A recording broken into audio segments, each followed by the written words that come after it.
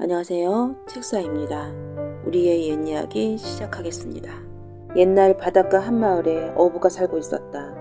날마다 고기를 잡아 팔아서 겨우 굶지 않고 살아가는 사람이었다. 그한테는 아들이 하나 있어서 꽤나 영리했다. 어느 날 그 아들이 아버지한테 뜻밖의 말을 꺼냈다. 아버지, 저도 소당에 다니게 해주세요. 그러자 아버지 눈이 동그래졌다. 아니, 그게 무슨 말이냐? 소당은 양반댁 도둑들에 다닌 곳이야. 우리 같은 상놈은 받아주지 않아. 또 공부를 한들 세상에 써먹지도 못할 텐데 무슨 소용이 있단 말이냐. 하지만 아들은 뜻을 굽히지 않았다. 공부를 못하느니 차라리 죽고 말겠습니다. 아들이 자꾸만 간절하게 청하자 아버지는 차마 그 마음을 모른 척 할 수가 없었다. 그는 한참 생각 끝에 기운 없이 말했다. 그래, 내가 어떻게든 해보마. 기다려봐라. 다음 날부터 어부는 매일 바다에서 잡은 물고기 가운데 제일 좋은 것을 골라서 서당 훈장댁에 갖다 바치기 시작했다. 훈장은 마침 살림이 넉넉지 않았던 터라 어부가 가져다주는 고기를 고맙게 받아 먹었다. 어느 날 훈장이 아침을 먹고 문을 나서려고 보니 어부가 마당에 무릎 꿇고 엎드려 있었다. 아니, 이게 웬일인가? 선생님, 소원 하나 있습니다. 제발 제 소원을 들어주십시오. 저한테 아들 자식 하나 있는데 공부를 못하면 차라리 죽어버리겠다고 합니다. 그 아이를 거두어 가르침을 베풀어 주십시오. 그러자 서당 훈장은 한동안 고민을 하더니 입을 열었다. 알았네. 내가 어떻게 해볼 테니 내일부터 아들을 서당으로 보내게. 고맙습니다, 선생님. 다음날 어부의 아들은 나라가 듯한 마음으로 서당을 향했다. 그러나 그가 서당에 이르자 양반댁 도령들이 눈을 내려 깔고 쳐다보며 도령하기 시작했다. 저 꼴 좀 보게. 저 더러운 놈은 누구야? 신분 왔겠지 뭐. 얘, 여기 이 요강 좀 치워라. 아이가 얼굴이 빨개져서 어쩔 줄 모르고 있는데 서당 훈장이 도착해서 그 모습을 발견하고서 말했다. 너로구나. 상민의 자식으로서 학문의 뜻이 있다니 가릭한 일이야. 이왕 결심한 것이니 열심히 공부하도록 해라. 그러면서 그 아이를 방 안으로 들이려고 하자 도령들이 나서서 법석을 떨기 시작했다. 스승님, 안 됩니다. 어찌 상놈의 자식과 한자리에서 공부할 수 있단 말입니까? 맞습니다. 그리하시면 우리 모두 돌아가겠습니다. 도령들이 이렇게 나오자 서당 훈장은 이러지도 저러지도 못할 처지가 되었다. 오냐, 알겠다. 하지만 저 아이가 마당에서 공부하는 것까지 막지는 않겠지. 그것도 안 되겠다면 다들 돌아가라. 도령들이 잠깐 웅성거리다가 잠잠해지자 훈장이 어부의 아들한테 말했다. 진정 공부를 하고 싶다면 마당인들 어떠래? 그리 하겠느냐? 그러자 아이는 눈물을 흘리며 말했다. 그리 하겠습니다, 선생님. 그날부터 어부의 아들은 마당에 꿇어앉아서 공부를 하기 시작했다. 그는 방 안에서 들려오는 말소리에 귀를 기울여 토시 하나도 놓치지 않고 낱낱이 새겨 외웠다. 비가 오나 눈이 오나 하루도 빠짐없이 그렇게 지성을 다해서 공부하니 어부의 아들은 3년 만에 양반 도령들을 물론이고 스승을 능가할 정도의 실력을 갖추게 되었다. 그때 나라에서 과거를 시향한다는 방이 붙었다. 오랫동안 공부를 해온 양반의 자제들은 과거를 보겠노라고 나서기 시작했다. 어부의 아들 또한 과거를 보리라 결심하고 훈장을 찾아갔다. 스승님, 저도 과거를 보고 싶습니다. 그래, 내 실력을 보면 급제가 분명하다만 받아들여줄지 걱정이로구나. 아버지의 걱정은 더욱 컸다. 상놈의 자식이 과거라니 무슨 소리냐. 무슨 화를 당할지 몰라. 죽을 때 죽는 한이 있더라도 한번 해보렵니다. 어부는 더 말리지 못하고 그간 모아둔 돈을 털어서 노자를 마련해 주었다. 돌아오는 길은 고사하고 가는 길에도 쓰기도 빠듯한 돈이었다. 하지만 아들은 감지덕지 받아들고서 괴나리 보찜을 맨 채 한양으로 향했다.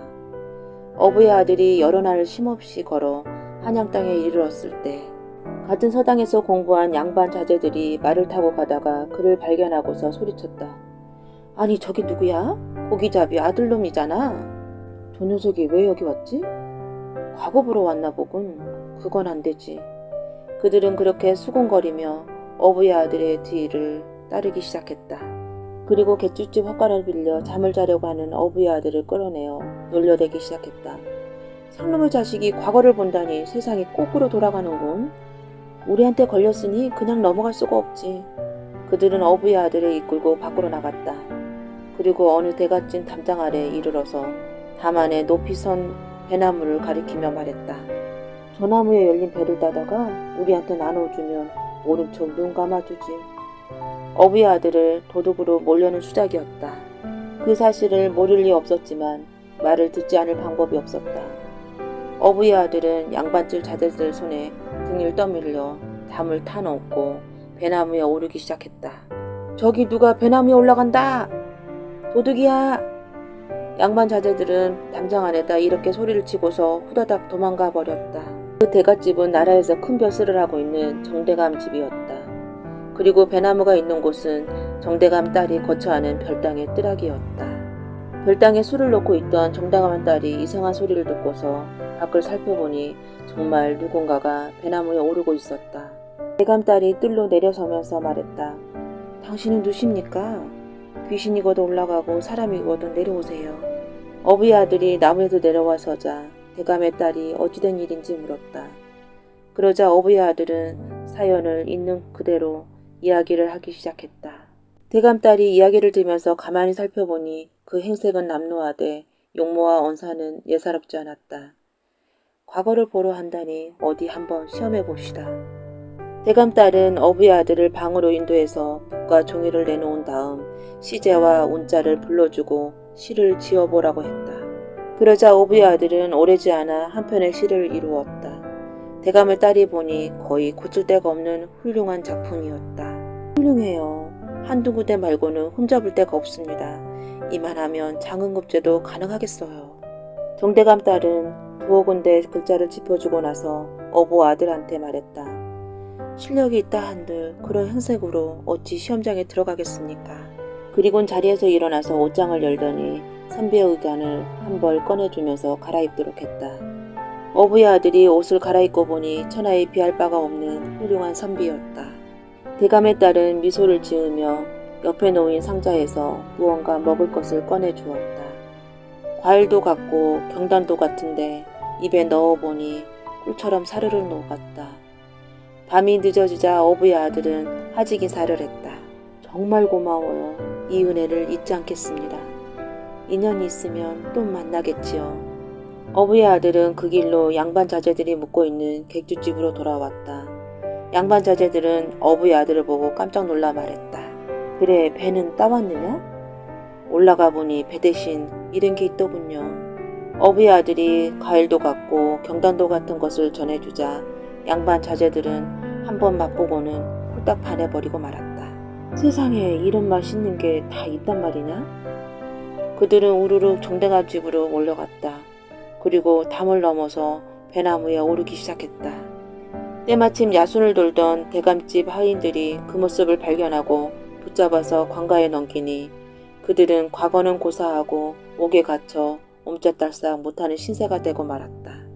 시험날이 되자 어부의 아들은 과거 시험장으로 들어갔다. 방방곡곡에서 몰려든 수많은 양반댁 선비와 도령들이 시험장을 가득 메웠다.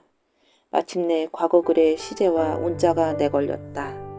어부의 아들이 그 제목과 운자를 살펴보니 뜻밖에도 전날 정대감의 딸에게서 받은 것과 다름이 없었다. 그는 자신 있게 붓을 눌러서 제일 먼저 글을 제출했다. 그리고 당당하게 장원으로 뽑혔다. 시골에서 올라온 젊은 도령이 장원급제를 하자 새로운 인자가 났다고 대골이 들썩거렸다. 정승판서들이 서로 사위를 삼으려고 하였다. 그런 가운데 대감 하나가 제일 먼저 그 사람을 점찍어서 사양한 틈도 주지 않고 곧바로 사위로 정하고 말았다. 그리고 딸과의 혼례를 서둘렀다. 그가 어쩌지 못하고 혼인을 치르고 보니 색시는 다른 사람이 아니라 전날 담을 넘어서 만났던 그 처녀였다. 두 사람은 깜짝 놀라서 손을 맞잡았다. 세도가 당당한 대감의 사위가 되고 똑똑한 아내를 얻은 어부의 아들은 하루하루가 꿈만 같았다. 하지만 시골에서 자신을 기다리고 있는 부모님을 생각하면 가슴이 답답했다. 모시고 오기는 해야 할 텐데 뒷일을 어떻게 감당할지 막막하기만 했다. 그는 고민 끝에 스승께 편지를 썼다. 한양으로 와서 어디어디로 찾아오라는 소식을 부친한테 전해달라는 사연이었다. 그 무렵 어부네에는 아들을 한양으로 보내놓고 노심초사하고 있었다. 과거를 보고 돌아올 때가 훨씬 지났는데도 소식이 없자 불안한 마음으로 나날이 보내는 중이었다. 아이고, 우리 자식은 죽었는가 살았는가 보내지 말고 붙잡았어야 하는데. 그때 서당 원장이 은밀히 어부를 불러서 안부를 묻더니 꿈에도 그리던 아들 소식을 전해주었다. 아들을 만나려거든 한양에 올라가 이 주소를 찾아가보게. 어부는 그 길로 아들이 좋아하는 메밀떡을 한아름에서 짊어지고 한양을 향해 길을 떠났다. 천신만고 끝에 한양에 도착한 어부는 물어물어 서당 원장한테 받은 주소지를 찾아갔다. 겨우 집을 찾고 보니 담장이 두 길이나 되고 소술대문이 으리으리한 대갓집이었다. 어부는 감히 주인을 찾으러 엄두를 내지 못하고 문 앞을 이리저리 서성대었다. 그러자 그 집 하인들이 어부를 덜컥 붙잡아다가 헛간 속에 집어넣고 철컥 문을 닫아 걸고 말았다. 어부는 꼼짝없이 갇힌 신세가 되었다. 그날 밤 헛간에 갇힌 어부는 앉은 채로 꾸벅꾸벅 졸고 있는데 헛간 빗장이 스르르 열리더니 누가 살짝 문을 열고서 안으로 들어왔다. 그러더니 황급해하는 어부한테 큰절을 올리는 것이었다. 아버지, 접니다. 어부가 아버지란 말에 깜짝 놀라서 그 사람을 살펴보았다. 가만히 살펴보니 정말로 자기 아들이 분명했다. 이게 어찌된 일이란 말이냐. 저는 과거에 그 장원급제에서 이 집 사위가 되었답니다. 하지만 사람들이 아버지를 보면 의심할 것 같아서 이렇게 할 수밖에 없었습니다. 용서하세요. 그러자 아버지가 눈물을 글썽였다. 내가 못난 아비 때문에 끝까지 고생이로구나. 어부는 고향에서 가지고 올라온 꽃찜을 풀기 시작했다. 얘야, 내가 좋아하는 메밀떡을 가져왔구나. 이것 좀 먹어보아라. 아버지가 고나니 아들은 먹지 않을 수가 없었다. 배가 부르고 목이 메어 넘어가지 않는데도 아버지는 자꾸 떡을 보냈다. 아들은 떡을 받아서 먹는 척하면서 여러 개를 주머니 속에 슬쩍 감추었다. 아버지, 또 오겠습니다. 편히 쉬세요.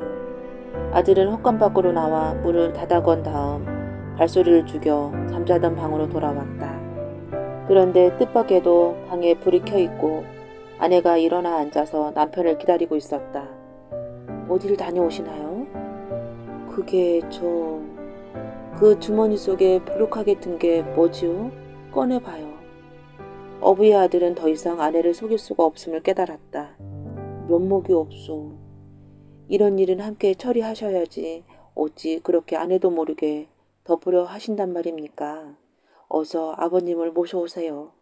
아들이 헛간에 가서 아버지를 모시고 오자 며느리는 예를 차려서 시아버지한테 큰절을 올렸다. 다음 날부터 시아버지를 양반으로 만들기 위한 며느리의 비밀 교육이 시작되었다. 시아버지를 다락에 숨겨둔 채 입는 법과 먹는 법, 걸음걸이와 말하는 법까지 양반의 법도를 하나하나 알려주고 연습하게 했다. 그렇게 한 달을 가르쳐주자 어부는 시골 양반으로 행세에도 모자람이 없을 정도가 되었다. 이제 됐습니다. 본가로 내려가셨다가 정식으로 찾아오세요. 어부는 며느리가 가르치는 대로 고향에 내려가서 한양으로 간다는 통지를 놓은 다음 정대감 댁으로 향하였다. 시골에서 사돈이 온다는 소식을 받은 정대감은 보관대작을 다 모아놓고 잔치를 벌려서 사돈을 맞이했다. 이렇게 해서 어부의 아들은 아버지를 모시고 행복하게 잘 살았다고 한다.